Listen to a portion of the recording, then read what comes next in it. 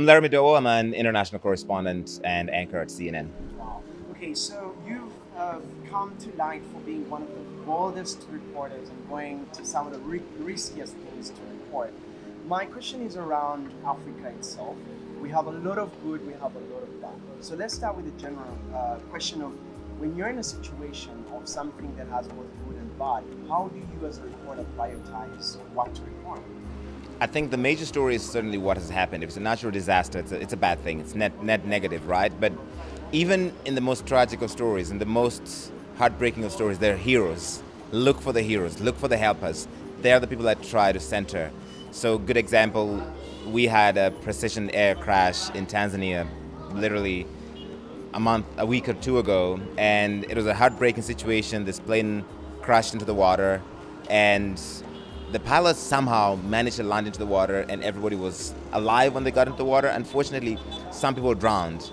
But the reason why 26 people were saved is because a young man, a 24-year-old fisherman, saw what happened. He rushed in his boat, kicked down the door, and pulled people out. That is an incredible personal story, and that speaks to the African spirit, the resilience. In the face of tragedy, in the face of disaster, people really shine. And do you think there is really a way to have a balance? Because what would the headline, for instance, for that story be? Would it be about another airplane that has crashed, or would it be about the people that came to save others? You can't avoid the fact that an airplane crashed, so that will certainly be the headline. But I think a key part of the story is also about the young man, 24-year-olds, who ran to the place, kicked down the door and saved people, and the many other local fishermen who are not trained in search and rescue, who have no tools and equipment. They just have a good heart. That is a key part of the story that also has to be told. And Larry, in your experience as an African but who has been in the newsroom from an international perspective, what do you have to say about people that might think there is some sort of agenda maybe that when you're reporting African stories you must bring out the bad? Is that true? And what is your comment for that? I have worked for both BBC and CNN. Nobody's ever told me that I have to report negative stories about Africa. Before this, I did a lot of freelance work for The Washington Post and The Guardian. And again, never once has any editor, white, black, brown, ever told me that these are the only sorts of stories we cover about Africa. Having said that, yes, the foreign press gets Africa wrong a lot of times. I don't think it's always deliberate. Sometimes it's unconscious bias. Sometimes it's what's available to them. Sometimes it's people who are sent here don't understand us, and they caricaturize us, and they maybe sometimes deliberately have their own agendas. But I don't think there's any one pan-African, maybe not that's the way to say it. I don't think there's one big agenda across all the foreign outlets to misreport Africa. They do it for different reasons, for different failings in the editorial processes, for stereotyping that's become so common about reporting from here. But I don't think they all literally set out to, we're going to only cover negative stories about Africa. And for African reporters, what do you think we can do about that? My thing is, I was born and raised in Africa. And so I don't think I'm out there to try and paint my own people in poor light. The converse of that is that people expect me to only cover positive stories about Africa. And I've been called a traitor so many times whenever I cover something that's less than positive. But that's the reality. My job is to not be the public relations official for Africa and the international press. My job is to tell the truth. Obviously, the truth needs to be, from my perspective as an African, but sometimes we have a lot of challenges on the continent, and there is no point trying to hide them to only tell positive stories. The thing is, it's got to be that, yes, we do cover the challenges, but also the triumphs, the opportunity, the successes. That is a three-dimensional view of Africa and Africans. Okay, and Larry, of course, I think you've been asked this a lot of times, and we would also like to hear it from you in person. There is a story about knee deep, literally, that I can say Larry broke the internet, and you put it out there.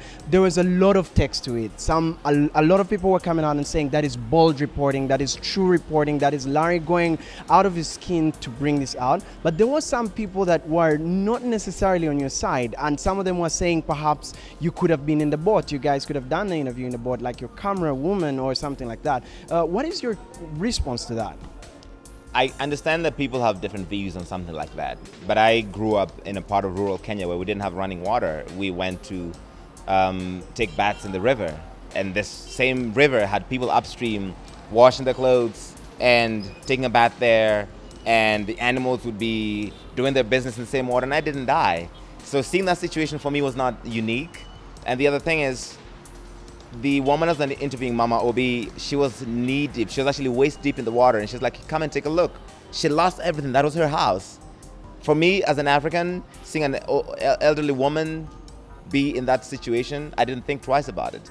Obviously, CNN Risk and Safety were outraged, predictably, because you could get a lot of waterborne diseases there. You could get open electricity wires under the water. But at the moment, it's like, I'm in this situation. This could be my mother or my grandmother, and she's at her lowest moment, and this is what she's doing. So yes, I will do it. No regrets. Okay. And what of the people saying that when the international community sees that, when they see Larry of all people putting that, does not then make it hard for you to be able to sit on a panel and say, we need to document positive stories, we need to show a good side of Africa? But that's also a part of Africa. Like I said, my job is not to tell positive stories about Africa, it's to tell stories from Africa, the good, the bad, and the ugly. And that happens to be one of them. And in any case, the beauty of this story about reporting in the floods in Nigeria is that the government hasn't offered a lot of help. But neighbors have come together to offer shelter to others, to offer food, to help each other out. That is about the helpers. This is about the people who are shining, the true heroes of that narrative. In that middle of devastation and heartbreak and loss, you see the Nigerian spirit.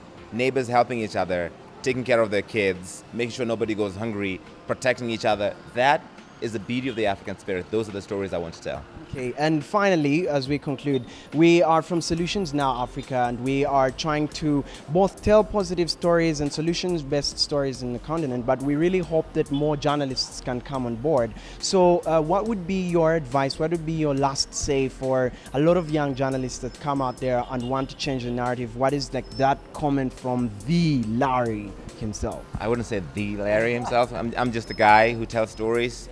I think I admire what you guys try to do with Solutions Now, because there is a need for this sort of journalism. This is an important movement, especially for a continent like Africa, which has been misunderstood for so long. And because the foreign press covers us in a certain way, even the local media covers us in that way, because a lot of their content is from wires, international wires, or from other foreign outlets, and yet they forget that Africa is such an entrepreneurial continent. There are so many people who succeed in spite of their governments, in spite of the situations, not because of it. They just see that this system is broken, it's not working, but I have a way to fix it. And they go out and do it. And I think journalism should also amplify those sorts of stories. So I admire the fact that you guys are doing that, and I hope that you keep doing it and make it such a powerful, overwhelming movement that it starts a fire around media on the continent. All right, thank you so much, Larry. Thank you for your time. Nice to meet you.